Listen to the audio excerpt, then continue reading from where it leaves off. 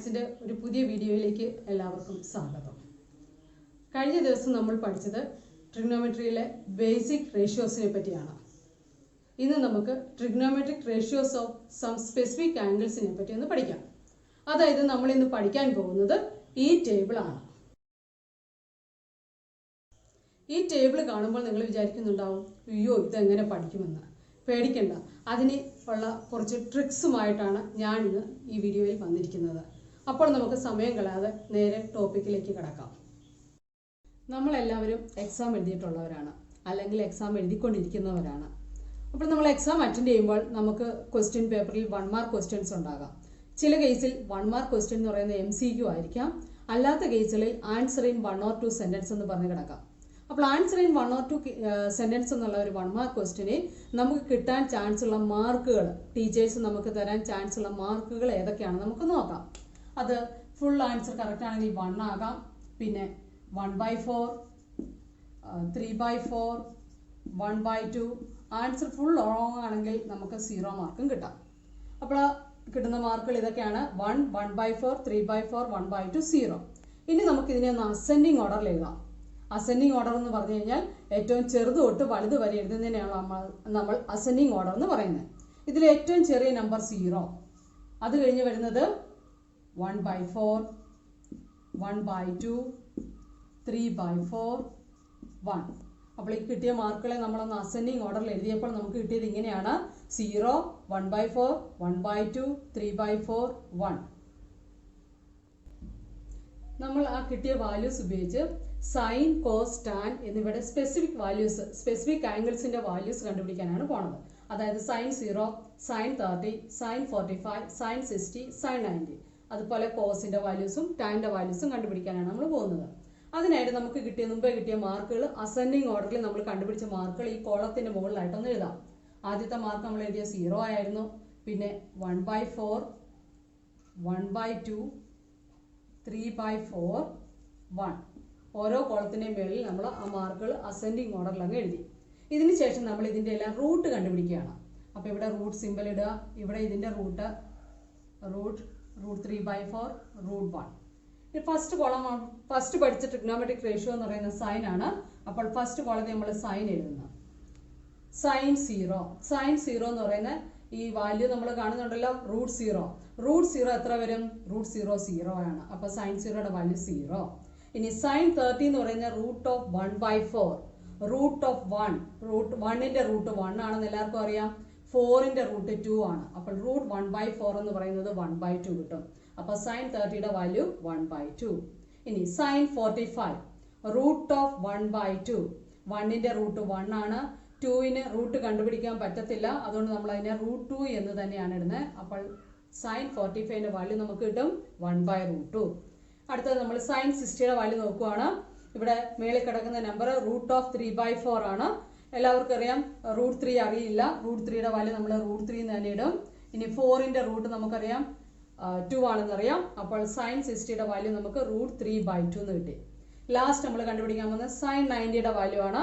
Sign 90യുടെ മേളിൽ കിടക്കുന്ന √1 ആണ്. എല്ലാവർക്കും അറിയാം √1 എന്ന് പറയുന്നത് 1 ആണ്. അതുകൊണ്ട് സൈൻ 90 എന്ന് പറയുന്നത് 1 തന്നെയാണ്. അപ്പോൾ നമുക്ക് സൈൻ്റെ വാല്യൂസ് എല്ലാം കിട്ടി. എങ്ങനെയാണ് കിട്ടിയത്? ഇതിൻ്റെ എല്ലാം റൂട്ട് എടുത്തപ്പോൾ നമുക്ക് സൈൻ്റെ വാല്യൂസ് കിട്ടി. √0 0 കിട്ടി. √1/4 1/2. √1/2 എന്ന് പറയുന്നത് 1/√2. √3/4 എന്ന് പറയുന്നത് √3/2. √1 1. അതിൽ നിന്ന് നമുക്ക് മനസ്സിലാക്കാൻ പറ്റും സൈൻ 0യുടെ വാല്യൂ 0, സൈൻ 30യുടെ value 1/2, sine 45 = 1/√2, sine 60 = √3/2 and sine 90 = 1. അടുത്ത ട്രിഗ്നോമെട്രിക് റേഷ്യോ നമ്മൾ പഠിച്ചത് കോസ് ആണ്. ഇനി കോസിന്റെ വാല്യൂ നമുക്ക് കണ്ടുപിടിക്കാം. കോസിന്റെ വാല്യൂ കണ്ടുപിടിക്കാൻ ഈ സൈൻ്റെ വാല്യൂ നമുക്ക് കിട്ടിയത് നമ്മൾ നേരെ റിവേഴ്സ് ഓർഡറിൽ എഴുതുന്നു. കാരണം ഇവിടെ വന്ന 0, 1/2, 1/√2, √3/2, 1 എന്നാണ്. അത് നേരെ തിരിച്ചെഴുതുമ്പോൾ ഈ 1ൽ നമ്മൾ തുടങ്ങുക. 1 ആദ്യത്തെ കോളത്തിൽ എഴുതി. അടുത്ത നമ്പർ √3/2 നമ്മൾ രണ്ടാമത്തെ കോളത്തിൽ എഴുതി. പിന്നുള്ളത് 1/√2 ഈ കോളത്തിൽ തന്നെ എഴുതി. അതിനുശേഷം വരുന്നത് 1/2 ആണ്, അത് അടുത്ത കോളത്തിൽ എഴുതി. പിന്നെ വരുന്നത് 0 0 ഈ കോളത്തിൽ എഴുതി. ഓക്കെ, അപ്പോൾ കോസിന്റെ വാല്യൂ എങ്ങനെ കിട്ടി? cos 0 = 1, cos 30 = √3/2, cos 45 = 1/√2, cos 60 is equal to 1 by 2 and cos 90 is equal to 0. അപ്പോൾ സൈൻ്റെയും കോസിൻ്റെയും എല്ലാ വാല്യൂസും നമുക്ക് കിട്ടി. പ്രത്യേകിച്ച് കാണാപ്പാഠം പഠിക്കാതെ തന്നെ എല്ലാവർക്കും ഇത് മനസ്സിലാക്കാൻ പറ്റും. അടുത്ത ട്രിഗ്നോമെട്രിക് റേഷ്യോ നമ്മൾ പഠിച്ചിരിക്കുന്നത് ടാൻ ആണ്. ടാനിൻ്റെ വാല്യൂ എങ്ങനെയാണ് കണ്ടുപിടിക്കുന്നത് നോക്കാം. ടാൻ എന്ന് പറയുന്നത് tan is equal to sine by cos എന്നൊരു റേഷ്യോ ഉണ്ട്. സൈൻ ബൈ കോസ്, അതായത് സൈൻ്റെ വാല്യൂവിനെ കോസിൻ്റെ വാല്യൂ കൊണ്ട് ഡിവൈഡ് ചെയ്താൽ ടാൻ്റെ വാല്യൂ കിട്ടും. അപ്പോൾ അത്ര നമ്മൾ ചിന്തിക്കേണ്ട, നേരെ ഒരു കാര്യം ചെയ്താൽ മതി. 0നെ 1 കൊണ്ട് ഡിവൈഡ് ചെയ്യുക. 0നെ 1 കൊണ്ട് ഡിവൈഡ് ചെയ്യുമ്പോൾ 0 കിട്ടും. ഇനി ഇവിടെ ഡിവിഷൻ ഫ്രാക്ഷൻ ആയതുകൊണ്ട് പാടാണെന്നൊന്നും വിചാരിക്കേണ്ട. അത് വളരെ എളുപ്പത്തിൽ ചെയ്യാൻ ഒരു മാർഗം ഞാൻ പറഞ്ഞുതരാം. ഇതിൻ്റെ ന്യൂമറേറ്റർ എഴുതുക. അതിൻ്റെ ന്യൂമറേറ്റർ 1, ഇതിൻ്റെ ന്യൂമറേറ്റർ എഴുതുക. ബൈ ഇട്ടിട്ട് അതിൻ്റെ ന്യൂമറേറ്റർ എഴുതുക. അപ്പോൾ നമുക്ക് കിട്ടി 1/√3 എന്ന് കിട്ടി. ഒന്നും കൂടെ പറയാം. ഇവിടുത്തെ ന്യൂമറേറ്റർ 1 എഴുതി, ഇവിടുത്തെ ന്യൂമറേറ്റർ √3 താഴെ എഴുതി. അപ്പോൾ നമുക്ക് tan 30യുടെ വാല്യൂ കിട്ടി. അതുപോലെ tan 45 വരുമ്പോൾ നോക്കിയേ. tan 45 ഇവിടുത്തെ ന്യൂമറേറ്റർ 1 ആണ്, ഇവിടുത്തെ ന്യൂമറേറ്ററും 1 ആണ്. 1/1 എന്ന് കിട്ടും. 1/1 എന്ന് പറയുന്നത് 1 തന്നെയാണ്. അടുത്തത് tan 60യുടെ വാല്യൂ വരുമ്പോഴത്തേക്ക് ഇവിടുത്തെ ന്യൂമറേറ്റർ √3, ഇവിടുത്തെ ന്യൂമറേറ്റർ 1. അപ്പോൾ √3/1 എന്ന് പറയുന്നത് √3 തന്നെയാണ്. ഇനി ലാസ്റ്റ് tan 90യുടെ വാല്യൂ കണ്ടുപിടിക്കാനായിട്ട് നോക്കിയേ. 1/0. നമ്മൾ ചെറിയ ക്ലാസ്സുകളിൽ പഠിച്ചിട്ടുണ്ട് division by 0 is not defined. അപ്പോൾ ഇവിടെ നമുക്ക് 1/0 എന്ന് പറയുന്നത് ഡിവൈഡഡ് ബൈ 0 ആണ് വരുന്നത്. അപ്പോൾ ഡിവിഷൻ ബൈ 0 നോട്ട് ഡിഫൈൻഡ് ആയതുകൊണ്ട് അതിൻ്റെ ആൻസർ നമ്മൾ എഴുതും നോട്ട് ഡിഫൈൻഡ് എന്ന് എഴുതും. Not defined. അപ്പോൾ ഒന്നും കൂടെ പറയാം. tan 0 is equal to 0/1 0, tan 30 is equal to 1/√3. No need to consider denominator. Denominator നമ്മൾ നോക്കുകയും വേണ്ട, ന്യൂമറേറ്റർ മാത്രം നോക്കിയാൽ മതി. 1/√3. ഇനി tan 45 എന്ന് പറയുന്നത് 1/1. 1/1 1 ആണ്. അത് കഴിയുമ്പോൾ നമുക്ക് ഇത് വേണം റബ് ചെയ്ത് തരാം. 1/1 ഈസ് ഇക്വൽ ടു 1 എന്ന് മാത്രം എഴുതിയാൽ മതി. അടുത്തത് tan 60 √3/1. √3/1 എന്ന് പറയുന്നത് √3 ആണ്. പിന്നെ tan 90 എന്ന് പറയുന്നത് 1/0. ഡിവിഷൻ ബൈ 0 നോട്ട് ഡിഫൈൻഡ് ആയതുകൊണ്ട് അതിൻ്റെ വാല്യൂ നമുക്ക് കിട്ടുന്നത് നോട്ട് ഡിഫൈൻഡ് എന്നാണ്. അടുത്ത റേഷ്യോ നമ്മൾ പഠിച്ചിരിക്കുന്നത് സൈൻ്റെ റെസിപ്രോക്കൽ ആണ്. സൈൻ്റെ റെസിപ്രോക്കൽ എസിൽ തുടങ്ങുന്നതുകൊണ്ട് അതിൻ്റെ റെസിപ്രോക്കൽ വരുന്നത് കൊസീക്ക് ആണ്. അപ്പോൾ നമ്മൾ കൊസീക്ക് ഇവിടെ എഴുതുകയാണ്. അടുത്തത് കൊസീക്ക്. കൊസീക്ക് എന്ന് പറയുന്നത് സൈൻ്റെ റെസിപ്രോക്കൽ ആണ്. അപ്പോൾ അതിൻ്റെ വാല്യൂസ് വരുമ്പോൾ ഇതിൻ്റെ റെസിപ്രോക്കൽ വാല്യൂസ് എടുത്താൽ മതി. റെസിപ്രോക്കൽ വാല്യൂ 0ന്റെ റെസിപ്രോക്കൽ വരുമ്പോൾ അത് നോട്ട് ഡിഫൈൻഡ് എന്ന് വരും. ഡിവിഷൻ ബൈ 0 നോട്ട് ഡിഫൈൻഡ് ആയതുകൊണ്ട് 0യുടെ റെസിപ്രോക്കൽ വരുമ്പോൾ നോട്ട് ഡിഫൈൻഡ് വരും.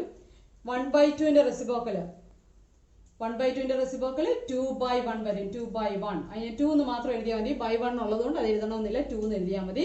അതേപോലെ തന്നെ 1/√2ന്റെ റെസിപ്രോക്കൽ √2/1 ആണ്. /1 ആയതുകൊണ്ട് അത് എഴുതുന്നില്ല, √2 മാത്രം എഴുതുക. √3/2ന്റെ റെസിപ്രോക്കൽ വരുമ്പോൾ 2/√3 വരും. 1ന്റെ റെസിപ്രോക്കൽ 1. അപ്പോൾ കൊസീക്കിന്റെ വാല്യൂസ് നമുക്ക് കിട്ടി. Cosec 0 is equal to not defined, cosec 30 is equal to 2, cosec 45 is equal to √2, cosec 60 is equal to 2/√3 and cosec 90 is equal to 1. Okay, അടുത്ത നമ്മൾ കോസിന്റെ റെസിപ്രോക്കൽ ആയ സീക്കിന്റെ വാല്യൂസ് എഴുതാം. സീക്കിന്റെ വാല്യൂസ്. അപ്പോൾ കോസിന്റെ റെസിപ്രോക്കൽ ആണ് സീക്ക്. അപ്പോൾ സീക്കിന്റെ വാല്യൂസ് എഴുതുമ്പോൾ എന്ത് ചെയ്യണം? ഒന്നുകിൽ നമുക്ക് നേരെ ഇത് തിരിച്ചെഴുതിയാലും കിട്ടാം, അല്ലെങ്കിൽ ഇവിടുത്തെ റെസിപ്രോക്കൽ എഴുതാം. അപ്പം 1ന്റെ റെസിപ്രോക്കൽ 1, √3/2ന്റെ റെസിപ്രോക്കൽ വരുമ്പോൾ 2/√3 വരും. 1/√2ന്റെ റെസിപ്രോക്കൽ √2/1 എന്ന് വരും. 1/2ന്റെ റെസിപ്രോക്കൽ 2/1 എന്ന് വരും. 0യുടെ റെസിപ്രോക്കൽ നോട്ട് ഡിഫൈൻഡ് വരും. 0യുടെ റെസിപ്രോക്കൽ നോട്ട് ഡിഫൈൻഡ്.